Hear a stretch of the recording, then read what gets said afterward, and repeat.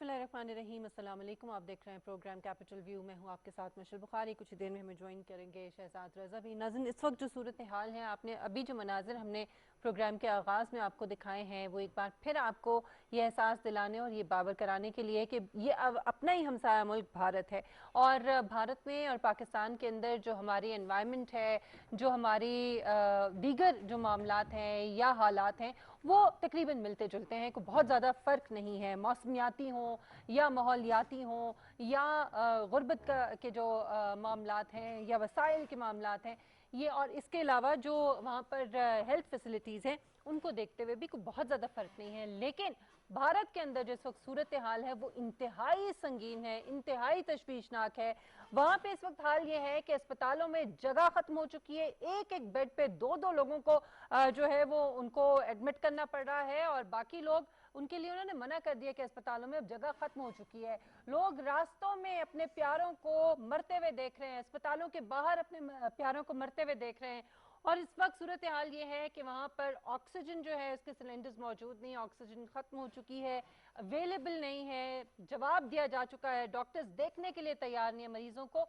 इतनी बड़ी तादाद है, जो शमशान घाट है वहाँ पर जगह नहीं है, वहाँ पे जो उनकी आखिरी रस्मात होती हैं, जो मुर्दों को जिस तरह से उनकी आखिरी रस्मात अदा की जाती हैं, उसके लिए अब जगह बाकी नहीं रही है।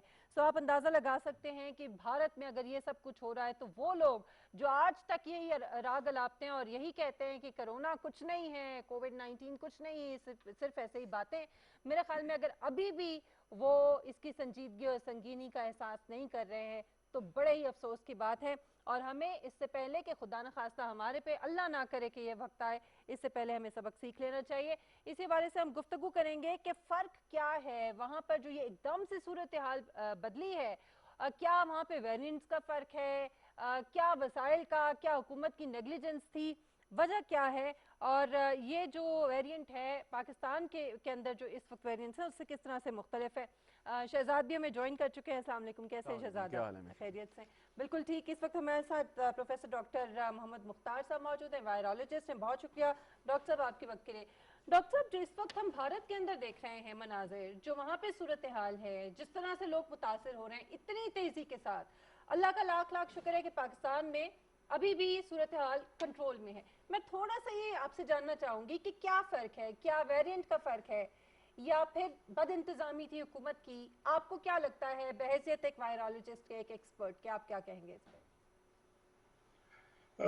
बहुत मेहरबानी जी। वैसे तो आपने इब्तदाइया में बहुत सारी बातें जो है ना बता दी कि भारत का और पाकिस्तान का, अगर हम लोगों का जिसे कहते हैं कि जो इम्यून सिस्टम है वो देखें तो तकरीबन मिलता जुलता है कंपेयर टू दिस। के अगर हम पाकिस्तान के लोगों का जो इम्यूनिटी सिस्टम है उसको यूरोप या अमेरिकन लोगों से कंपेयर करें तो it might be minor differences. और ये जो आप इन्फेक्शन की बात कर रही हैं तो भारत में जो एक इशू है जिसके बारे में मोस्टली अभी तक इसके बारे में जाना बाकी है, लेकिन एक वेरिएंट जो है ना जिसे B1167 का नाम दिया जा रहा है, तो उसको इन्होंने मेरे ख्याल में ये आइडेंटिफाई हो गया था लेकिन इसको नेग्लेक्ट किया, जिसकी वजह से ओवरऑल जो है ना इन्फेक्शन बहुत ज्यादा बढ़ चुकी है। लेकिन imagine about Pakistan, India is at our door step exactly like this one, कि अगर उधर से कोई एक भी पेशेंट, क्योंकि ये इन्फेक्शन बहुत फास्ट मूव करती है, एक भी पेशेंट अगर वो वेरिएंट वायरस लेके इधर आ जाता है सो पाकिस्तान में खुदा ना करे it will be the same situation. और एक और बात एज ए वायरोलॉजिस्ट मिसाल जो मैं आप सब लोगों को बताना चाहूंगा, जो लोग हमें देख भी रहे हैं, कि ये वायरस एक सेल को जब इन्फेक्ट करता है ना, कि इंसान के एक खुलिये से ये इतने वायरस बना लेता है कि ये पूरे के पूरे इस्लामाबाद के लोगों को इन्फेक्ट कर दे। अब इंसानी बॉडीज की जो है ना जितने इसमें खुलिये हैं उनकी तो आप बात छोड़े जो है ना। So that is the level of viral infection. आप अब भी अगर हम पाकिस्तानी इस चीज पर नहीं सोचते, इट लुक्स लाइक कि हम जो है ना इसका ख्याल नहीं कर रहे। ठीक ठीक। अच्छा डॉक्टर साहब, ये बताइए कि थोड़ी सी साइंटिफिक बात हो जाएगी कि correct me if I am wrong, के इंसान के जिस्म में 1.7 ट्रिलियन सेल्स होते हैं, खुलिए जिसे आप कह रहे हैं। तो ये जो वायरस जब रेप्लिकेट करना शुरू करता है तो कौन कौन से खुलियों को वो इफेक्ट करता है, कौन से खुलिये हैं जो बच सकते हैं? प्राइमरीली तो हमें यही बताया गया कि गले में पहले वो जाता है, उसके बाद लंग्स में, और लंग्स के अंदर जाके वो फिर तबाही मचाता है। इसके अलावा भी क्या इस वायरस का कोई हदफ है इंसानी जिस्म में, या सिर्फ और सिर्फ लंग्स ही आप समझ सकते हैं?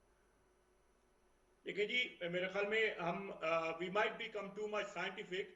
हर वायरस की एक करेक्टरिस्टिक होता है कि वो स्पेसिफिक खुलियों को इन्फेक्ट करता है। अब ये जो कोविड-19 फैलाने वाला वायरस है, बेसिकली इसका मेजर टारगेट जो है ना लंग्स है, लेकिन देयर आर रिपोर्ट्स कि ये हार्ट टिश्यू में भी इसको देखा गया है, अच्छा। एंड सेवरल अदर टिश्यूज जब जो है ना देखा गया है तो इसकी प्रेजेंस उधर है। तो इसलिए इसी बिना पर हम वायरसेस को, एक टेक्निकल टर्म होती है जिसे हम ट्रॉपिज्म कहते हैं, जैसे रेबीज वायरस की अगर बात करें तो उसने ओनली ब्रेन में जाना होता है, कंपेयर टू दिस के कुछ ऐसे वायरसेस होते हैं जैसे hepatitis HCV, hepatitis C virus, उसका नाम भी इसलिए दिया गया कि ये जाके लीवर को इन्फेक्ट करता है। लेकिन इस वायरस का, कोविड-19 फैलाने वाले वायरस का मेजर जो टारगेट है वो हमारे लंग्स टिश्यू है। सही है। अच्छा डॉक्टर साहब, आपने कहा कि खुदा ना खास्ता अगर कोई एक भी पेशेंट वहाँ से यहाँ आता है तो उससे बड़ी तेज़ी से ये वायरस जो है ये फैल सकता है, स्प्रेड कर सकता है, और खुदा ना खास्ता अल्लाह ना करे उसी तरह की सूरत हाल जो है वो हो सकती है यहाँ पे भी। तो इसे रोकने के लिए जो इंतजामात हुकूमत की तरफ से किए गए हैं, जो ट्रैवल बैन्स हैं और ये सारी चीज़ें, आप समझते हैं कि वो काफ़ी हैं, या बहैसियत एक वायरोलॉजिस्ट के या एक डॉक्टर के आपको लगता है कि मजीद सिफारिशात शायद हुकूमत को भी चाहिए कि मिल बैठे आप लोगों के साथ और मजीद इसके ऊपर काम होना चाहिए या बातचीत होनी चाहिए?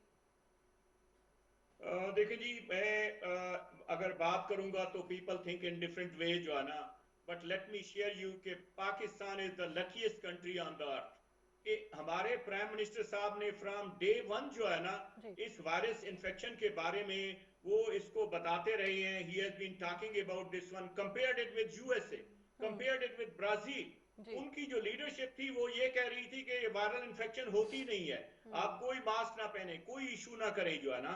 अब ये जो जो डिजीजेस होती हैं, इन्फेक्शियस डिजीजेस, इन्हें कम्युनिकेबल डिजीजेस भी कहा जाता है, और ये कम्युनिटी में होती हैं। बेसिकली ये कम्युनिटी का फर्ज होता है। आप इमेजिन करें कि कल किसी भी लेट से कि जहां पे वायरल इन्फेक्शन बहुत ज्यादा है, उस रीजन के लोग ये डिसाइड कर लें कि हमने 15 दिन का राशन लेके हम घर में रख रहे हैं, we won't come out. I can assure you within 15 days there won't be any viral infection left over there. ये वायरस पार्टिकल्स हैं, ये मट्टी के जरों की तरह है। अगर ये बाहर पड़ा हुआ है तो कुछ नहीं कर सकता, अगर ये इंसानी जिस्म में चला गया तो इसने इन्फेक्शन क्रिएट कर देने हैं। इस चीज को मेरे ख्याल में हमें बहुत अच्छे तरीके से समझना चाहिए। और इस वायरस की जो सबसे एक टफ सिचुएशन है कि इंसान सेहतमंद होता है, लेकिन उसके बावजूद भी, क्योंकि इसमें सर्टेन परसेंटेज जो अप टू 30% लोग ऐसे हैं जो कि वायरस कैरी कर रहे होते हैं, वो दूसरों तक इन्फेक्शन फैला रहे होते हैं, लेकिन उनको कुछ नहीं होता, दूसरों को वो बीमार कर देते हैं। हमें इन चीजों को मद्देनजर रखनी चाहिए। इसलिए एवरीवन, जहां भी वायरस इन्फेक्शन एक आदमी भी अगर किसी रीजन में है तो इमेजिन अबाउट दैट वन के हर आदमी को उस रीजन से खतरा है। अच्छा, दो मुख्तसर सवाल हैं डॉक्टर साहब। एक तो ये कि जिन लोगों को वायरस हो गया और उसके बाद भी वो शिकायत कर रहे होते हैं कि उनको बुखार है, उनकी जिस्म में थकावट है, जिस्म टूट रहा है, तो ये क्या नॉर्मल एक फिनोमिनन है पोस्ट कोविड रिकवरी के बाद? और सेकेंडली ये कि जैसे वज़ीर आज़म साहब का एक बयान उन्होंने बताया कि तकरीबन अगर हम वॉर फुटिंग पे भी करें तो हमें तकरीबन 1 साल लगेगा तमाम जो हमारा टारगेट है लोगों को वैक्सीनेट करने का। सो उस 1 साल के अरसे के दौरान, मतलब अब से लेके 1 साल तक, जब तक वो टारगेट पूरा नहीं होता, तो वो क्या सिचुएशन आप पाकिस्तान में प्रेडिक्ट कर रहे हैं? देखिए जी, पहली बात जो आपने फरमाई कि वो लोग जिनको एक बार कोविड इन्फेक्शन हो चुकी है, क्योंकि ये वायरस बेसिकली जाके हमारे ओवरऑल इम्यून सिस्टम को बहुत वीक कर देते हैं। इमेजिन अबाउट दिस वन कि एक सिवियर वार लाइक सिचुएशन होती है, वायरस जो है ना अपने आप को बढ़ाने की कोशिश कर रहा होता है और हमारा इम्यून सिस्टम उसको कंट्रोल करने की कोशिश कर रहा होता है, और जब हमारा इम्यून सिस्टम उससे हार जाता है तो उस वक्त ये कोविड-19 की बीमारी आ जाती है। तो इसलिए ओवरऑल एक इम्यून सिस्टम जब कमजोर हो चुका होता है, so people for some time they keep facing this situation. लेकिन एक चीज जो कि बहुत चैलेंजिंग है, आने वाले दिनों में पूरी दुनिया में, क्योंकि ये वायरस बेसिकली हमारे जाके लंग्स के खुलियों को ये डैमेज करता है, उनको डिस्ट्रॉय करता है, तो बहुत ज्यादा लोगों में, अल्लाह करे ये इन्फेक्शन खत्म हो जाए, इसके खत्म होने के बाद भी जो है ना बहुत लोगों को लंग्स इन्फेक्शन होंगी। अब जो प्राइम मिनिस्टर साहब ने बात की है, that is a very valid thing. देखिए जी, वैक्सीन होती हैं कि आपको बीमारी से प्रोटेक्ट कर दें। इस वक्त ऑलमोस्ट 88 वैक्सीन क्लिनिकल ट्रायल्स में हैं और 184 जो है ना वो डेवलपमेंट में है, लेकिन इनमें कोई भी वैक्सीन ऐसी नहीं है जो 100% इंसानों को प्रोटेक्ट करती हो। ये वैक्सीन ओनली डिजीज इंटेंसिटी को कम कर देते हैं। अगर आपने वैक्सीन ली हुई है, खुदा ना करे अगर एक वैक्सीनेटेड बंदे को इन्फेक्शन होती है तो उसमें इन्फेक्शन की अलामत कम इसलिए होंगी कि जिस्म पहले ही ट्रेन हो चुका है बीमारी से लड़ने के लिए, और वैक्सीन का बेसिक प्रिंसिपल ही यही होता है कि इंसानी जिस्म को ट्रेन करना। बिल्कुल ठीक है। अच्छा डॉक्टर साहब, भारत के अंदर तो अब यहाँ तक कहा जा रहा है, हालांकि 3.5 लाख रोजाना की बुनियाद पर नए केसेस, ये एक रिकॉर्ड है, बहुत ज्यादा केसेस हैं ये, लेकिन उसके बावजूद ये भी कहा जा रहा है कि हुकूमत ने अब केसेस को छुपाना शुरू कर दिया है, अब सही आदादो शुमार सामने नहीं लाए जा रहे हैं। पाकिस्तान के अंदर भी कुछ इस तरह की बातें भी की जा रही हैं कि शायद लोग खुद से उस तरह से टेस्ट नहीं कराते हैं, तो जो रिपोर्ट हो रहे हैं केसेस, शायद वो केसेस कम है उन केसेस से जितने वाकई इस वक्त केसेस पाकिस्तान के अंदर हैं। तो इस पे आप क्या कहेंगे? देखिए जी, जनरली ये जो आप भारत वाली बात जो फरमा रही है 3.5 lakh, so in the afternoon today I was literally crying, क्योंकि एक इंटरनेशनल रिपोर्टर ने एक इंडियन हॉस्पिटल के बाहर जाके वो रिपोर्ट कर रहा था। उसने कहा कि लोगों को ऑक्सीजन नहीं मिल रही and people are dying like fishes, कि एक फिश को जब पानी में नहीं होती, पानी से बाहर रख दिया जाए, so exactly it is similar to that situation. और उसके साथ साथ मैं आपके सेकंड क्वेश्चन को मिस कर गया, क्या था जी? जी, मैं आपसे पूछ रही थी कि पाकिस्तान के अंदर बहुत सारे लोग अब टेस्ट नहीं करा रहे हैं, सिम्टम्स होते हैं लेकिन टेस्ट नहीं कराते। कई टेस्ट जो हैं उसमें नेगेटिव आता है, हालांकि उनको कोविड होता है, इस वेरिएंट के हवाले से कहा जा रहा है। सो इस तरह तो फिर जो रिपोर्ट हो रहे हैं केसेस, वो केसेस तो कम है। जी जी, scientifically let me share with you, government को तो आप छोड़ दें जो है ना, क्योंकि गवर्नमेंट तो उधर जो आदमी जाएगा, जाके अपनी टेस्टिंग कराएगा, उसका रिजल्ट आता है ना। Basically Covid infection itself is under reported. आज एक बड़े ही मेरे ख्याल में सीनियर, शायद CNN का है या किसी और ऑर्गेनाइजेशन का रिपोर्टर बता रहा था कि इन्फेक्शन 10 टाइम्स ज्यादा होती है, यानी एक हिस्सा रिपोर्ट हो रहा होता है, बाकी रिपोर्ट नहीं होता। So this is the problem, this is the situation with this viral infection. सही है। अच्छा, एक आखिरी सवाल, इस वक्त जो ये ऑक्सीजन का मसला हम भारत के अंदर देख रहे हैं, उसको देखते हुए एक खौफ है पाकिस्तान के अंदर भी लोगों में, और जाहिर है कि लंग्स के ऊपर जब असर होता है तो ऑक्सीजन का मसला होता है और ऑक्सीजन की जरूरत होती है। सो पाकिस्तान में कई लोग ये भी सोच रहे हैं कि अल्लाह ना करे खुदा ना खास्ता अगर उस तरह की सिचुएशन हुई तो फिर क्या करें। कई लोगों ने यहाँ तक सोचा है कि ऑक्सीजन सिलेंडर्स जो है वो ले लिए जाएं। तो ये कोई हल है? और अगर ऐसा किया जाएगा तो फिर अस्पतालों के लिए प्रॉब्लम होगी। तो जरा इसके ऊपर भी थोड़ा सा आप वजाहत कर दीजिए इस बात की। देखिए जी, मेरे ख्याल में क्योंकि हमारा एक इदारा है NCOC जो इसको बड़ा केयरफुली हर चीजों को देख रहा है, वैक्सीन एंड एवरीथिंग, तो I think it's a time we should start thinking about this one, कि हमारे पास एम्पल ऑक्सीजन अवेलेबल होनी चाहिए, क्योंकि जो सिचुएशन भारत में है, अल्लाह ना करे, क्योंकि ये वायरल इन्फेक्शन है, it can go anywhere. So I mean for the longest time we have been safe. अब आजकल देखिए जो है ना, आई मीन इन्फेक्शन रेट बढ़ने लग गया है। और दूसरी बात यह है कि अगर आप वर्ल्ड हेल्थ ऑर्गेनाइजेशन का पूरी दुनिया का डेटा भी देखें जो है ना, पिछले 8 हफ्तों से इन स्पाइट ऑफ दिस के दुनिया में बहुत ज्यादा लोग वैक्सीनेट हो चुके हैं। इसके बावजूद भी वायरल इन्फेक्शन, इसका ग्राफ कंटिन्यूअसली पिछले 8 हफ्तों से ऊपर जा रहा है। This is a really challenging time, and not only Pakistan, rather all the world have to think about this one, कि कैसे हमने इससे अपने आप को बचाना है। बहुत शुक्रिया प्रोफेसर डॉक्टर मोहम्मद मुख्तार साहब आपके वक्त के लिए। और इस वक्त बचाने का तो शहजाद मेरे ख्याल में वाहिद तरीका हमारे पास वो एहतियात ही है। जी बिल्कुल एहतियात है, और डॉक्टर साहब सही कह रहे थे कि सिचुएशन इज़ वेरी अलार्मिंग, और ये वैक्सीन्स भी जो अंडर ट्रायल हैं या जो मार्केट में हैं या जो आने वाली हैं, उसकी ये कोई गारंटी नहीं है कि आप 100% आपको वो इस बीमारी से निजात दिला दे। और बहुत मिसकंसेप्शन है, लोग कहते हैं पहली वैक्सीन लगाने के बाद आपको दोबारा ज़्यादा चांसेस हैं, इम्यूनिटी आपकी कमज़ोर हो जाती है।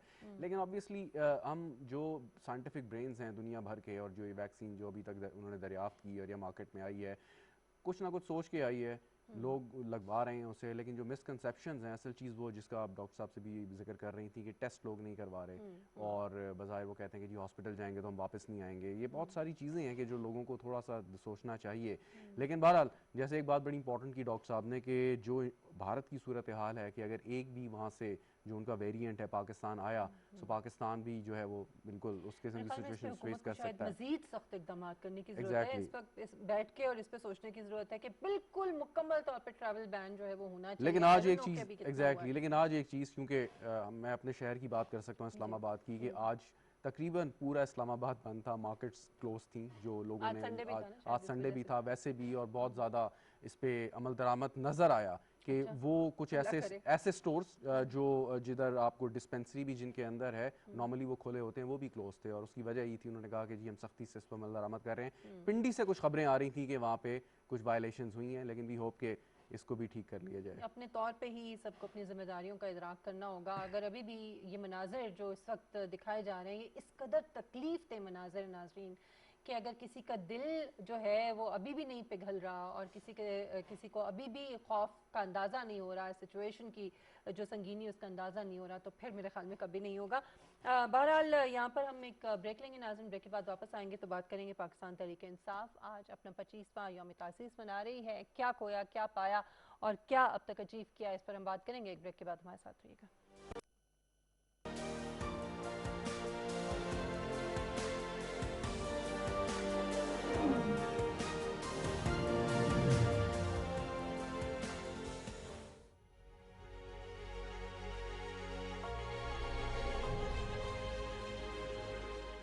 कोरोना वायरस कैसे फैलता है?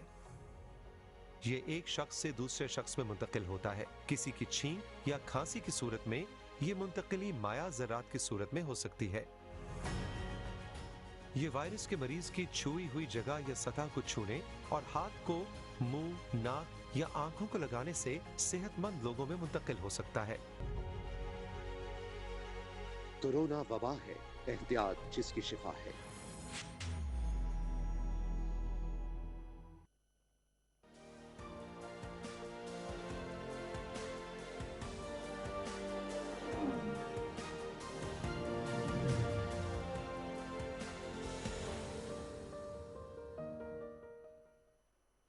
वेलकम बैक नाज़रीन। आज पाकिस्तान तहरीक इंसाफ अपना 25वां यौम तासीस मना रही है, और उसमें सबसे इम्पोर्टेंट बात यह है कि आज से 25 साल पहले आज ही के दिन यानी 25 अप्रैल 1996 को इसका जब संग बुनियाद रखा गया, और वज़ीर आज़म इमरान खान साहब जो आज वज़ीर आज़म है इस मुल्क के, उस वक्त एक क्रिकेटर, फिर उसके बाद एक समाजी रहनुमा, और फिर उसके बाद एक सियासी रहनुमा, और ये जो एक जिद्दोजहद थी, जो एक स्ट्रगल थी, ये बड़ी अनथक मेहनत और एक अनथक जो स्ट्रगल है, उसके बाद जाके इन 25 सालों के अंदर आज हम देखते हैं कि ये वाली पार्टी जो है, इसने उन दो बड़ी पार्टीज जो बरसरे इक़्तिदार रही साल हाँ साल तक इस मुल्क के अंदर, और एक सिस्टम जो इस मुल्क के अंदर जो है वो बनाया गया, उस सिस्टम को, उसकी खराबियों को तोड़ने की कोशिश करते करते, और अभी भी ये कोशिश जारी है इक़्तिदार में आने के बाद, जाहिर है सही तरीके से इस कोशिश का आगाज़ हुआ है, कम से कम हम ये कह सकते हैं। लेकिन इन सारे सालों में ये जो जद्दोजहद थी वज़ीर आज़म इमरान खान साहब के साथ, और जो उनके इस कारवान में लोग शरीक थे, किस तरीके से ये लड़ाई जो है इस सिस्टम के साथ लड़ी गई, और किस तरह से फिर यहाँ तक पहुँचे, क्या खोया क्या पाया, आज हम इसी हवाले से गुफ्तगू करेंगे। और हमें ज्वाइन किया इस वक्त सेनेटर बैरिस्टर वलीद इकबाल साहब, पाकिस्तान तहरीक इंसाफ के रहनुमा हमारे साथ मौजूद हैं। हम कोशिश कर रहे हैं गालिबन उनसे रब्ता करने की, ताकि हम उनसे इस हवाले से बात कर सकें। शहजाद, वज़ीर आज़म इमरान खान साहब का पहले दिन से उनकी जमात का जो विजन था, ये जो मकसद था, उसमें सबसे इम्पोर्टेंट जो है वो कानून की बालादस्ती, करप्शन का खात्मा जो आज भी उनका नारा है, मईशत की मजबूती, और सबसे इम्पोर्टेंट बात जो वो रियासत मदीना की बात करते हैं, यानी आम आदमी के लिए यकसा जो मौक़े हैं, चाहे वो इंसाफ हो, वो सेहत हो, वो तालीम हो, वो रिहाइश हो, वो उनको मुहैया करना।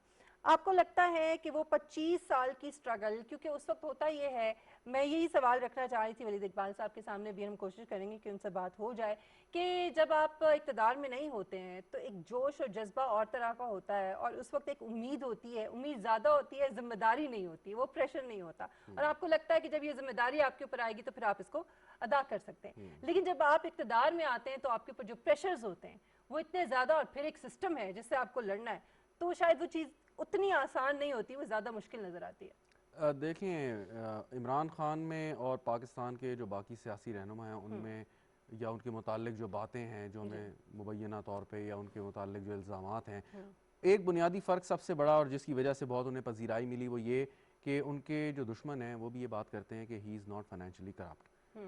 ठीक, बाकी तनकीद उन पे हो सकती है, मैं गवर्नेंस के हवाले से बहुत तनकीद होती है, लेकिन कोई भी शख्स ये नहीं कहता कि इमरान खान ने कौम का इतना पैसा लूटा या वो फाइनेंशियल करप्शन में इन्वॉल्व रहा। यही बात जुल्फ़िकार अली भुट्टो के बारे में भी कही जाती थी कि he was not financially corrupt. बाकी हो सकता है कि सियासी मुखालफत और ये वो उसकी बात अभी नहीं करते।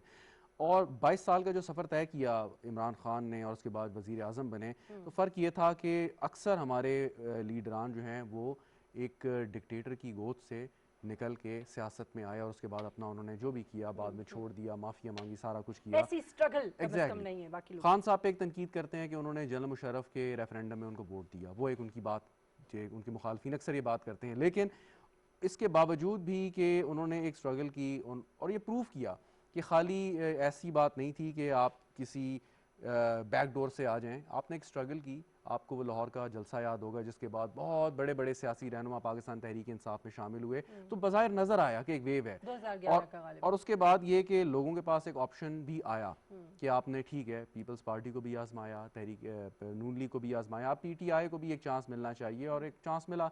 एक प्रॉब्लम जो हुई या बदकिस्मती कह लें कि जो अक्सरियत पाकिस्तान तहरीक इंसाफ एक्सपेक्ट कर रही थी इस इलेक्शन में वो शायद नहीं मिल सकी उसे, जिसकी वजह से प्रॉब्लम्स भी आई, कोalition गवर्नमेंट बनानी पड़ी और फिर कॉम्प्रोमाइज सियासी आपको करने पड़ते हैं। तो एक नारा जो तहरीक इंसाफ ने लगाया कि हम इंसाफ करेंगे, करप्शन का खात्मा करेंगे, गवर्नेंस को बेहतर करेंगे और जो माजी में गलतियां उनको ठीक करेंगे, वो उस नारे की वजह से वो आ तो गए।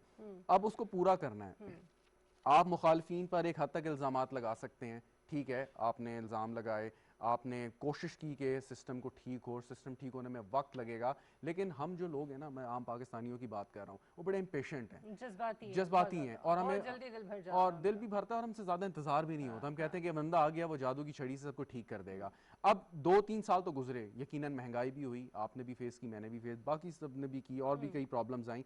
लेकिन अब जब 2.5 साल बाद तहरीक इंसाफ दोबारा इंतखाबात में उतरेगी तो माजी की गलतियां उनकी बताने के साथ साथ उसको अपनी कारकर्दगी भी दिखानी है। तो ये बहुत अहम है कि अगले जो 2.5 साल हैं उसमें तहरीक इंसाफ ने ना सिर्फ उन पिछली वाली खराबियों को दूर करना है बल्कि इसके साथ साथ ये भी बताना है कि हम इस 5 सालों में आपके लिए क्या करके गए हैं। उसकी बुनियाद पर ही फिर अगली दफा अवाम आपको एक दफा फिर लेकिन आपको नहीं लगता शहजाद कि अब लोग हमारे इतने पॉलिटिकली अवेयर हैं, इतने मैच्योर हो चुके हैं कि उनको इन चीज़ों का बड़ी अच्छी तरह से अंदाजा और इदराक है कि जो हमारा सिस्टम है, जो ब्यूरोक्रेसी और जो मुख्तलिफ इदारों की तरफ से जो रुकावटें हैं, उसमें वज़ीर आज़म इमरान खान साहब और उनकी पार्टी, उनके साथ जो लोग खड़े हैं, वो कोशिश तो करेंगे, लेकिन ये 70 साल का जो बिगाड़ है उसको ठीक आप मुझे बात बताएं ना, नहीं आप मुझे एक बात बताएं कि अगर लोग इतने मैच्योर हैं, समझते हैं 70 साल में बिगाड़ हुआ तो नून लीग को वोट क्यों मिलते हैं, उनकी इतनी सीटें कैसे आ गई? अगर वो समझते हैं पीपल्स पार्टी तमाम बुराइयों की जड़ है, तो पीपल्स पार्टी के मेंबरान इस वक्त हमें कौमी असम्बली या सूबाई असम्बली में क्यों नजर आते हैं, सिंध में उनकी हुकूमत क्यों है?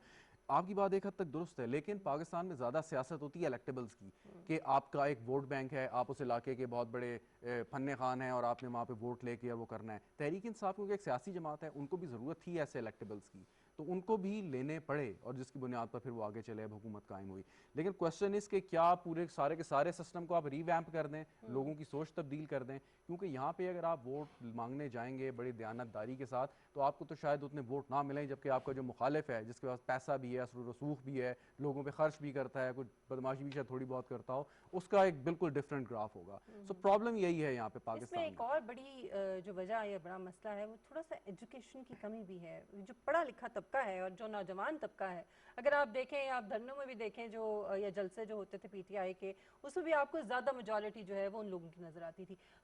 मुझे ऐसा लगता है कि शायद वो लोग जिनको बहुत ज़्यादा इदराक नहीं है या बहुत ज़्यादा फहम उस तरह से नहीं है, वो जल्दी जज्बाती भी हो जाते हैं, जल्दी जो है वो अपनी सोच बदल भी लेते हैं और जल्दी मायूस भी हो जाते हैं, और उनकी मेजॉरिटी है। इसमें देखें तहरीक इंसाफ का एक क्रेडिट जाता है, उन्होंने उन लोगों को सियासत में दिलचस्पी लेने पर मजबूर किया और ख़ास तौर पे वो बैलेट बॉक्स तक उनको लेके आ गए, पोलिंग स्टेशन तक लाया है कि जो वैसे तो बड़ी बातें करते थे, सोशल मीडिया पे वो बड़ी खतरनाक बातें भी करते हैं, लेकिन जब आता है वक्त वोट डालने का तो कहते हैं जी वोट डालने। और धरनों का सवाल ही नहीं पैदा होता था कि घरों की खवातीन जो है वो कभी धरनों में जलसों में जाएं। तो पीटीआई के असल इशू ये है कि अवाम के पढ़े लिखे होने के साथ साथ जो मैं ये समझता हूँ कि बहुत सारे ऐसे हमारी अक्सरियत है जो पढ़े लिखे भी हैं, अच्छी जॉब्स भी करते हैं, कारोबार करते हैं, लेकिन वोट नहीं डालते। वो कहते हैं वोट डालने का क्या फ़ायदा जी, जीतना तो इन्हीं 2-3 जमातों ने, तो हम क्या करें। हालांकि ये बड़ी गलत बात है।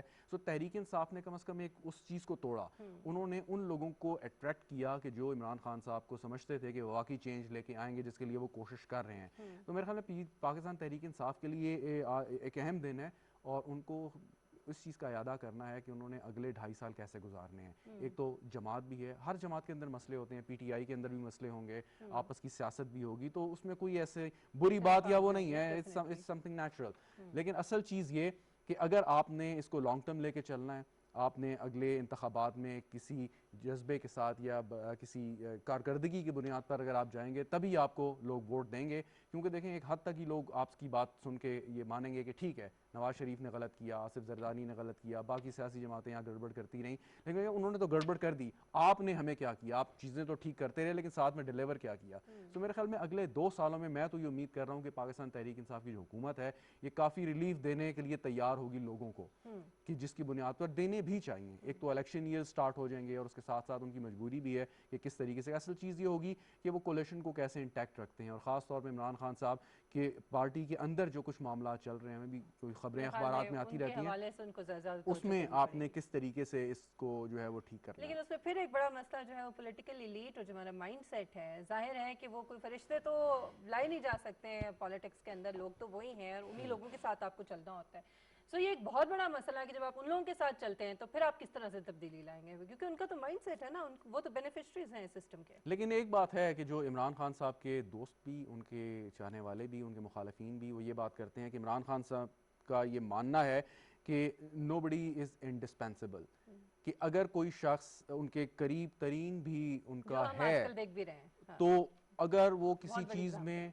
मुलव्वस पाया जाएगा, कोई गड़बड़ करेगा या वो अपनी एज सच वो उस तरीके से डिलीवर नहीं करेगा जिस तरह उसको करना चाहिए, सो इमरान खान साहब के लिए कोई मसला नहीं है कि उस शख्स को जो है वो वहाँ से हटा दें, कोई मौजूद शख्स को ले आएँ। हमने देखा कि काबीना में भी बड़ी तेज़ी से तब्दीलियाँ हुई, ब्यूरोक्रेसी में तेज़ी से तब्दीलियाँ हुई। वजह यही है कि उनको कोई ऐसा पॉलिटिकल बैगेज नहीं है, वो किसी किस्म का प्रेशर में नहीं उठाए। ऑपोजिशन ने खास तौर पे उसका एक इशू बनाने की कोशिश भी की, लेकिन वज़ीर आज़म इमरान खान साहब ने बार बार इस बात के ऊपर जोर डाला कि अगर नहीं डिलीवर होगा तो चेंज हो जाएगा। एग्जैक्टली और यही बात है कि वो प्रेशर में नहीं आते, उन्होंने जो फैसला करना फैसला करेंगे, फैसला सही हो गलत हो ये एक अलग डिबेट है, लेकिन वो फैसला कर देते हैं। उसकी वजह ये है कि उनके ऊपर ना कोई प्रेशर है, ना उनका कोई पॉलिटिकल बैगेज है एज सच। दूसरी बात ये कि उनके बारे में ये भी कहा जाता है कि मतलब उनको कोई कंसर्न नहीं है कि उन्होंने कोई अपनी यहाँ पे जायदादें बनानी है, पर्सनल इंटरेस्ट की बात है।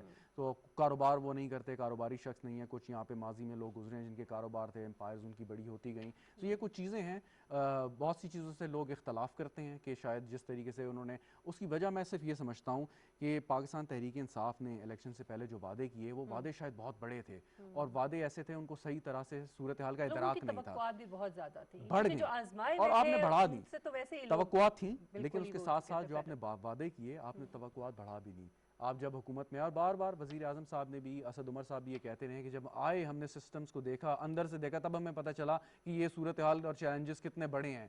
तो वो तवक्कुआत बढ़ गई, आपके दावे आ गए, और जब वो पूरे नहीं होंगे तो आपको यकीनन मुखालिफिन को तनकीद करने का मौका मिलेगा। और यौम तासीस है जो कि एक तरह से अगर देखा जाए तो दोबारा से तजदीद अहद भी होता है, और इसमें मेरे ख्याल में पाकिस्तान तहरीक इंसाफ को ये सोचना होगा कि वो तमाम वादे, वो तमाम दावे जो उन्होंने किए थे, वज़ीर-ए-आज़म इमरान खान साहब ने किए थे, उनको किस तरह से पूरा करना है। ख़ास तौर पे आम आदमी के लिए जो यकसा निज़ाम है जिसमें इंसाफ सबसे पहले और सबसे जो है बुनियादी चीज़ है, उसको मुहैया करना, उसके बाद सेहत, इंसाफ, तालीम, ये तमाम चीज़ें ये बहुत ज़रूरी हैं। और जब तक आम आदमी तक ये सहूलियात नहीं पहुँचेंगी तब तक तब्दीली जो है वो सही मायनों में नहीं आएगी। नाज़रीन, एक ब्रेक लेते हैं, ब्रेक के बाद हम वापस आएंगे तो हम इस बात का जायज़ा लेंगे कि अभी हालिया दिनों में जो रिपोर्ट आई है रमज़ान मुबारक के पहले हफ्ते में महंगाई को कंट्रोल करने की जो कोशिशें हुकूमत ने की है उस पर किस हद तक कामयाब हुई है, इस पर बात करेंगे। एक ब्रेक के बाद हमारे साथ रहिएगा।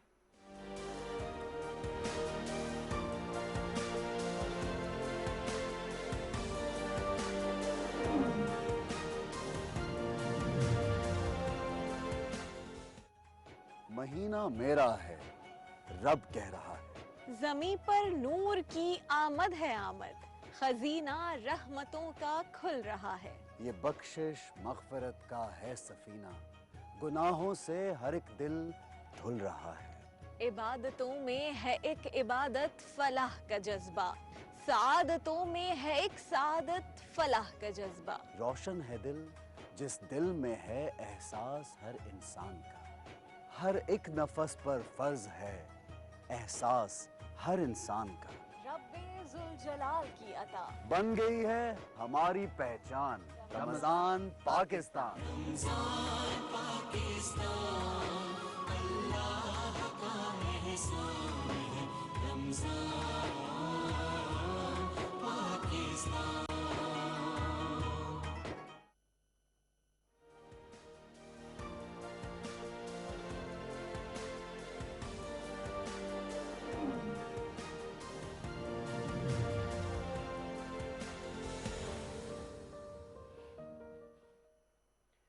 Welcome back.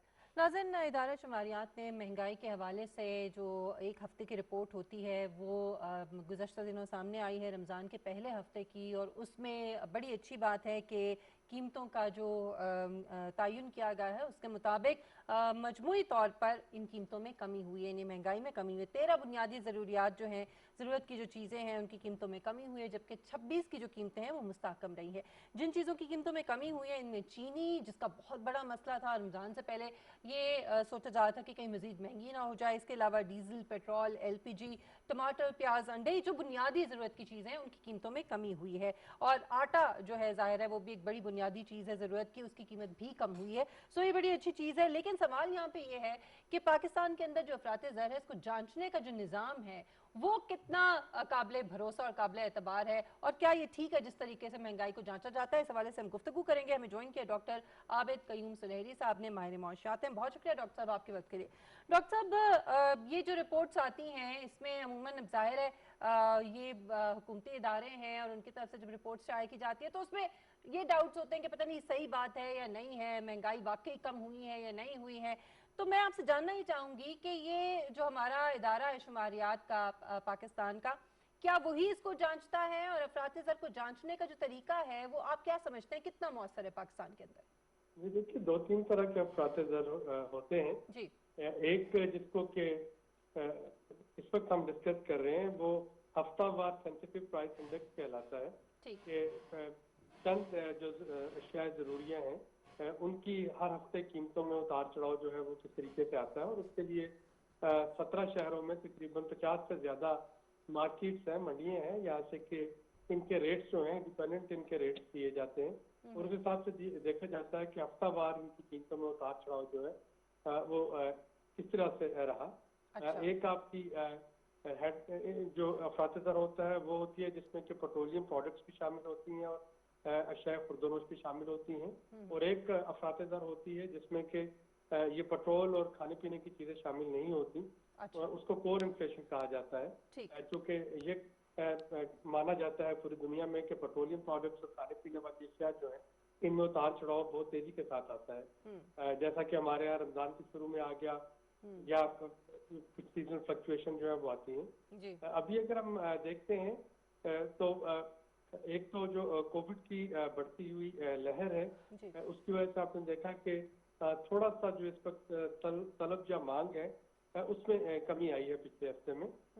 बाजारों में जब औकात-ए-कार मुतय्यन कर दिए गए, जब लोगों का बाहर निकलना थोड़ा महदूद हो गया, तो यहाँ पे ये इस चीज़ की नुमाइंदगी करता है कि सार्फिन का जो होता है उसमें सोशल बिहेवियर वो बहुत मैटर करता है, स्पेशली अशिया खुर्दनोश की कीमतों में उतार चढ़ाव में। अगर हम किसी चीज़ के बहुत ज्यादा जब मांग बढ़ती है तो वहाँ पे होर्डिंग जन्म लेती है, क्योंकि वहाँ पे जो प्रॉफिटियर होते हैं उनके पास एक चांस होता है कि अपनी चीजों को जखीरा कर लें। अब चूंकि थर्ड वेव जो है उसके केसेस बढ़ते चले जा रहे हैं, और यहाँ पे बहुत से लोगों ने जिन्होंने कि अशिया खुर्दनोश जखीरा कर रखी थी, स्पेशली वो चीजें जो कि आपकी स्टोर की जा सकती हैं, जैसे आलू प्याज जैसी चीजें हैं, चीनी जैसी चीजें, तो उनको ये भी डाउट पैदा हुआ कि ये ना हो कि कहीं पे लॉकडाउन हो जाए और हमारे सारा जो प्रोडक्ट है वो धरी की धरी रह जाए, तो उन्होंने उसको निकालना भी कर दिया मार्केट में। लेकिन इसके साथ साथ जो यूटिलिटी स्टोर के जरिए और सस्ते बाजारों के जरिए जो इन चीजों की जो फराहमी है, जब उसको यकीनी बनाया गया तो भी जखीरा अंदाजों को, प्रॉफिटियर्स को थोड़ा सा अच्छा, एक सवाल है आबिद साहब, सवाल ये है कि जो जनरल सेल्स टैक्स है जो हम लगाते हैं, उसका जो नुकसान कह लें या उसका जो इम्पैक्ट है वो पूरे पाकिस्तान के अवाम पे होता है, चाहे एक शख्स की आमदन जो है वो 1 करोड़ रुपया हो या उसकी आमदन जो है वो 10,000 रुपया हो। इसी तरीके से अगर हुकूमत सब्सिडी देती है चावल पे या चीनी पे, घी पे, जो अशिया खुर्दनोश हैं, उस पे वो अमीर लोग भी उससे फ़ायदा उठा सकते हैं और गरीब लोग, असल में हक तो गरीबों का है। तो ये डिस्पैरिटी जो है ये जनरल सेल्स टैक्स की भी और ये सब्सिडी की, इसको मैं चाहता हूँ थोड़ा सा डिसाइफर करें आप। देखिए, जनरल सेल्स टैक्स जो है ये हमारे जैसे मुल्कों में ज़्यादा लगाया जाता है, जहाँ पे कि डायरेक्ट टैक्सेस देने में हुकूमती अदारे जो हैं बेबस नज़र आते हैं, और ये सिर्फ एक हुकूमत किसी एक हुकूमत से इसको आप लिंक नहीं कर सकते, तमाम हुकूमतें पाकिस्तान में अगर आप देखें माजी में जी बिल्कुल, तो जब वो अपना टैक्स टारगेट पूरा नहीं कर पाती तो वो GST पे जा रही होती हैं। वैल्यू एडेड टैक्स जो था जिसमें के रिटर्न भरना पड़ती है और फिर आप अपना टैक्स जैसे दुनिया के तरक्की याफ्ता ममालिक में होता है कि वापस भी ले सकते हैं, वो वाला सिस्टम यहाँ पे कभी भी कामयाब नहीं हुआ। तो GST से शिफ्ट जो है वो डायरेक्ट टैक्सेस में लाने के लिए इकोनॉमी का डॉक्यूमेंट करना और टैक्स नेस को बढ़ाना ये बहुत जरूरी है। इसी तरह से जो सब्सिडीज है वो भी आपने दुरुस्त फरमाया कि क्रॉस द बोर्ड सब्सिडी होगी तो वो उतनी इनएफिशिएंट होगी, उससे हर कोई फायदा उठाएगा, बल्कि वो जो एलीट कैप्चर जिसको कहा जाता है कि वो लोग जिनके पास ज्यादा पैसा है, ज्यादा कंजम्पशन है, शायद उनको उससे ज्यादा फायदा पहुंचे। तो उसके लिए टारगेटेड सब्सिडीज का होना जरूरी है कि एक साइंटिफिक मेथड हो जिसके जरिए आप टारगेट करके लोगों को उनकी दहलीज तक उनका जो हक है वो पहुंचाएं, और हुकूमत जो है वो उसी की तरफ जा रही है ग्रेजुअली एहसास प्रोग्राम के सर्वे के जरिए, खुशहाली सर्वे के जरिए। ठीक है। अच्छा डॉक्टर साहब, कुछ लोग ये भी कहते हैं कि महंगाई की शरह के तयन का जो मॉडल है वो तो बिल्कुल ठीक है, लेकिन उसकी जो इम्प्लीमेंटेशन है वो उस तरह से नहीं होती कि मुल्क के मुख्तलिफ इलाकों से जो आदादो शुमार इकट्ठे किए जाते हैं उनमें कितनी हकीकत है, कितनी नहीं है, या उसमें कुछ अगर चेंजेस कर दिए जाएं अपनी तरफ से, तो इसको किस तरह से वाज़े किया जा सकता है? देखिए, एक इशू हमेशा रहेगा, अगर हम इस्लामाबाद में बैठे आप देखिए मुख्तलिफ इस्लामाबाद की जो मार्केट्स हैं उनका रेट मुख्तलिफ होगा। आप सब्जी लेने चले जाएं, आप फल लेने चले जाएं, सेक्टर टू सेक्टर वेरी करेगा कि आप किस सेक्टर में जा रहे हैं। अगर ये कोविड के हालात बेहतर हों और आप इतवार बाजार मंगल बाजार वगैरह में जा रहे हो तो वही रेट और किसी भी पोस्ट सेक्टर के जो डेली के रेट है वो बाद का तो उनमें निस्फ का फर्क होता है। या अगर थोड़ा सा कोशिश करके अगर कोई इस्लामाबाद का रहने वाला सारिफ जो है E7 का अगर वो फैजाबाद की तरफ चला जाए या चली जाए तो आपको रेट्स का डिफरेंस जो है वो मालूम हो जाएगा। तो यहाँ पे ये सवाल तो आ सकता है कि किस तरह की मार्केट से रेट जो है वो लिया गया, लेकिन बहरहाल उस दिन वो उस रेट पे चीज अवेलेबल होती है जिस दिन कर रहे हो। ठीक, अब आगे सूरत हाल कैसे देख रहे हैं? कोविड भी है, ईद भी आने वाली है, और आपने खुद भी कहा कि मतलब थोड़ा सा इस पे उन ज़ख़ीरा अंदोज़ों को भी एहसास हुआ, बल्कि एहसास हुआ कि डर उनको पैदा हुआ कि उनकी कहीं ये आमदन ज़ाया ना हो जाए। तो आगे आने वाले दिनों में क्या सूरत हाल देख रहे हैं इसमें इन टर्म्स ऑफ प्राइसेस? देखिए, इस वक्त मेरा ख्याल है कि इकोनॉमी से ज़्यादा जो इम्पोर्टेंट चीज़ है इंडिया के हालात को देखते हुए वो है लाइफ इस वक्त मैटर कर रही है कि जिंदगियों को कैसे बचाना है और हमें इस थर्ड वेव से महफूज कैसे रहना है, और उसमें समाजी रवैये जो है वो बहुत अहम है। उसमें हमें क्राउडेड प्लेसेस से इज्तनाब करना है, बाजारों में बिला ज़रूरत शॉपिंग के लिए नहीं जाना। और अगर ये ट्रेंड कायम रहता है, जैसा कि बहुत सी मार्केट्स में वो बंद हो रही होंगी, कहीं पे शाम के लॉकडाउन होंगे, कहीं पे जैसे अभी मर्दान में आज आपने देखा 1 हफ्ते के लिए लॉकडाउन हो गया, तो इस तरह की सूरत रहती है तो कम अज कम वो जो प्रॉफिट ईयर्स हैं, जैसा कि मैंने पहले कहा कि उनको अपने स्टॉक जो है वो निकालने जरूरी हो जाएंगे पौने पौने दामों में, क्योंकि उनको मालूम है कि ये 3 हफ्ते की 2 हफ्ते की मजीद बात रह गया रमजान, तो थोड़ा सा उसमें मैं कमी आते हुए देख रहा हूँ। जो शायद रोजगार की जो जरूरियात की रोजमर्रा की कीमतें हैं, लेकिन ये कोविड पे डिपेंड करेगा कि कोविड हमारे साथ और हमारी इकॉनमी के साथ क्या सलूक करता है। बिल्कुल ठीक है, बहुत शुक्रिया डॉक्टर आबिद कयूम सुलेही साहब आपके वक्त के लिए। और इसमें शहजाद एक चीज़ जो हम प्रोपेगेंडा देखते हैं अमूमन जो मुखालफिन होते हैं हुकूमत के, उनकी तरफ से महंगाई का जो शोर है वो शायद ज़्यादा होता है और जो हकीकत है वो उसके थोड़े से बरक्स होती है। जैसे चीनी की कीमत जब महंगी थी तो वो सबको पता था कि चीनी की कीमत महंगी है, चीनी महंगी मिल रही है, जितनी होनी चाहिए उतनी कीमत नहीं बल्कि ये ज़्यादा है। लेकिन अमूमन जो एक प्रोपेगेंडा किया जाता है, शोर मचाया जाता है, तो उसका भी कोई तरीका होना चाहिए कि लोग जो हैं वो इसमें फ़र्क जो है वो पता कर सकें कि वाकई ये हकीकत है या नहीं है। जी बिल्कुल। और देखें, महंगाई तो हर दौर में बढ़ी है और बढ़ती रहेगी। उसकी वजह यह है कि हमारी आबादी बढ़ रही है, हमारी डिमांड बढ़ रही है। जो डिमांड बढ़ेगी तो सप्लाई पे प्रेशर आएगा और उसकी कीमत बढ़ जाएगी। ये दुनिया भर में है, कोई ये खाली पाकिस्तान की बात नहीं है। असल चीज़ ये जो मैं गुजारिश कर रहा था और आबिद साहब ने भी बात की कि जब हुकूमत आवाम को फ़ायदा देने की कोशिश करती है तो फ़ायदा सिर्फ उन लोगों को मिलना चाहिए मेरे ख्याल में कि जो वाकई उसके मुस्तहिक हैं। कि अगर चीनी की कीमत फ़र्ज़ करें यूटिलिटी स्टोर पे 60 या 65 रुपए चीनी की कीमत है, तो वहाँ पे कोई ऐसा शख्स जिसकी आमदन, जैसे मैंने पहले भी कहा, 1 करोड़ रुपए महीना है, वो भी वहाँ से ख़रीद सकता है। जो शख्स जो है यौमिया 1000 रुपए कमाता है वो भी वहाँ से ले सकता है। तो ये फ़र्क है और इसके लिए मैकेनिज़्म हमें बनाना ज़रूरी है कि सब्सिडी का या इस किस्म के इमदादी पैकेजेस का फ़ायदा सिर्फ उन लोगों को हो जो कि मुस्तहिक हैं और वो लोग उससे मतलब बच। अव्वल तो अखलाकन आपको चाहिए ही नहीं कि आप सब्सिडाइज रेट पे लें अगर आप अफोर्ड कर सकते हैं बाहर से लेना, ताकि उस पर प्रेशर कम आए। सही है। अच्छा, इसमें जो तरीक़ाकार है वो हमारे जो ये इदारा है जो स्टेटिस्टिक्स जो है इकट्ठे करता है, उसमें 35 शहर हैं जहाँ से स्टेटिस्टिक्स इकट्ठे किए जाते हैं। 27 के करीब जो है वो देहात हैं जहाँ से कीमतें जो है वो इकट्ठी की जाती हैं। फिर होल सेल और जो आपकी हुकूमत की जो मुकर्रर करदा कीमतें हैं उनका फ़र्क देखा जाता है और फिर वो जो है ये असेसमेंट की जाती है कि महंगाई कितनी है। सो ये तरीका जो है वो है तो बड़ा कॉम्प्लिकेटेड, और उसमें बीच में ज़ाहिर है जब गवर्नमेंट के भी इदारे हैं और मुख्तलिफ लोग हैं, उनके अपने अपने अगर इंटरेस्ट जो हैं वो सामने आ जाते हैं तो चीज़ें इतनी वाज़ेह तौर पे सामने नहीं आती हैं। लेकिन ज़ाहिर है हमारा अपना एक्सपीरियंस जो है वो भी इसमें काउंट करता है। इस मरतबा जो लोग बात कर रहे हैं ख़ास तौर पे इस पहले हफ्ते के अंदर रमज़ान के, वो बड़ा खुशाइंद है कि लोगों को खुद महसूस हुआ कि कीमतें जो है वो कम हुई हैं मार्केट के अंदर। सो ये प्रैक्टिकली जो चीज़ें हैं उनमें और जो बताई जाती हैं शायद उनमें कुछ थोड़ा सा फ़र्क जो है बिल्कुल। और उसकी 2 बुनियादी वजूहात हैं। एक तो यकीनन हुकूमत भी विजिलेंट रही, मकामी सतह पे भी कोशिश की कि जहाँ पे भी आप सस्ता बाजार लगाएं, यूटिलिटी स्टोर पे एक तारीखी इमदादी पैकेज दिया जिसपे हम गुज़श्ता प्रोग्राम में डिस्कस भी कर चुके हैं, और कोशिश यही की कि वो ना हो। और दूसरी बात ये कि बिकॉज ऑफ कोविड-19 जहाँ उसके इतने सारे नुकसानात हैं, वहाँ पे शायद एक फ़ायदा ये भी है कि लोगों ने ये महसूस किया कि क्योंकि उनकी जो सेल्स का ग्राफ जो रमज़ान में नॉर्मली होता है वो नहीं है, और उसकी वजह से भी जब आपकी डिमांड कम है तो ऑब्वियसली आपको चीज़ें उतने नरखों पर नहीं दे सकते जो नॉर्मली आप करते हैं। लेकिन प्रॉब्लम फिर वही है कि आप दुनिया भर में आप देखते हैं कि ऐसे त्योहारों पर आपको ज़्यादा से ज़्यादा रिलीफ देने की कोशिश करते हैं। हुकूमत नहीं देती, आम लोग देते हैं, रिटेलर्स देते हैं, बड़े बड़े पूरी दुनिया में बड़े बड़े आपके जो स्टोर्स हैं, चेन्स हैं, वो ऑफर करती हैं।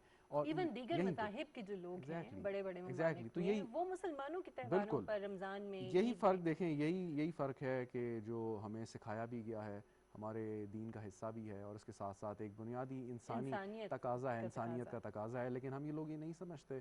होपफुली कि कुछ अरसे में या कुछ अरसे बाद भी हम शायद मैच्योर हो जाएं या ना हो, ये तो खैर वक्ती में बता सकता है। सारी जिम्मेदारी जो है वो हुकूमत पे डाली भी नहीं जा सकती। कुछ जिम्मेदारियाँ और कुछ फ़राइज़ जो हैं वो हमारे भी हैं बहैसियत शहरी के। और मेरे ख्याल में जो हालात हैं इस वक्त कोविड-19 को सामने रखते हुए, आप पड़ोसी मुल्क में देख लें जो कुछ हो रहा है, पूरी दुनिया में जो कुछ हो रहा है, मेरे ख्याल में इंसान को इस वक्त कम अज़ कम अगर आज तक नहीं किया तो अब तो एहसास जो है वो अपने दिलों में दूसरों के लिए पैदा करना चाहिए कि ज़ख़ीरा अंदोज़ी ना करें, आप दूसरों को नुकसान ना पहुँचाएँ, दूसरों की मजबूरियों से फ़ायदा ना उठाएँ।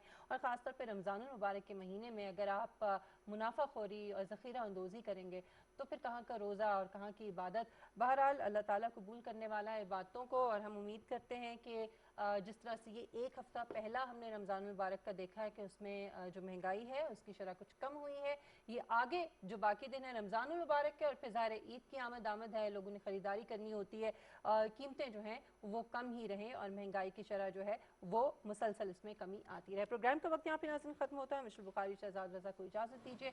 इंशाल्लाह आपसे मुलाकात होगी अगले हफ्ते। अपना बहुत ख्याल रखिएगा। अल्लाह हाफ़िज़।